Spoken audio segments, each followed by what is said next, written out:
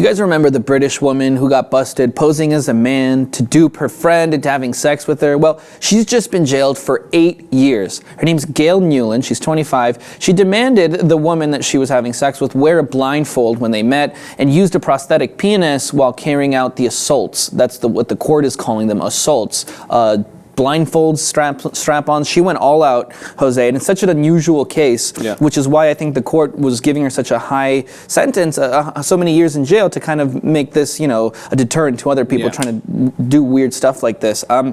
So apparently she maintains that they had just been engaging in role play and fantasy, but it goes much deeper than that. She had initially met this girl on Facebook, and she essentially catfished her. When you pretend to be somebody else, you put up pictures that aren't really what you look like or aren't even you. She lured her in. They built this sort of relationship. This was in 2011.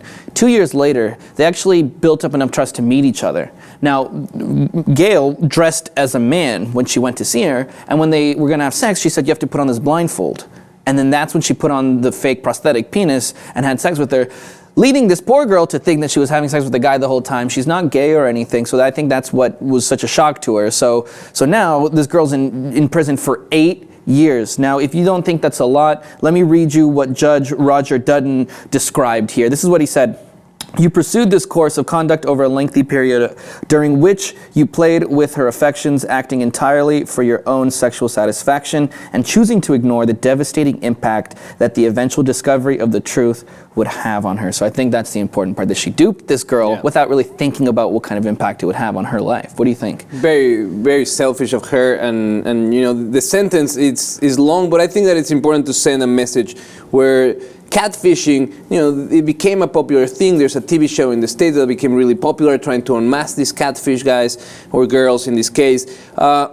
But to take this to the extent of a sexual relationship, and there were people out there that throughout the case and the updates have shown this belief that the victim was actually unaware of the situation, having so many sexual encounters. But beyond that, I think that what is important is this person has a sexual preference, and she was duped to believe that she was having sexual intercourse with a man, and to force that on someone, I think it's through gaining the confidence and the trust of someone, and then do that. I think that's very low. Right, I mean, she's not a particularly unattractive girl. It's 2015. I'm sure you can go online and find, communities for this kind of stuff and have someone want to do it willingly. So I think the fact that it was so premeditated, and it was years of planning, and it was trickery, it was chicanery. She tied her up. And the span of time that she kept this lie going on and growing and growing, and letting the other girl fall in love, and it's very wrong. Right. I think the sentence, as a judge, you want to impose the right penalties, the right punishment, and also legal precedent. I think that's also very important. Being the first time that they see a case like this, legal precedent is also of importance. Well, they had sex about 10 times, spent over 100 hours together.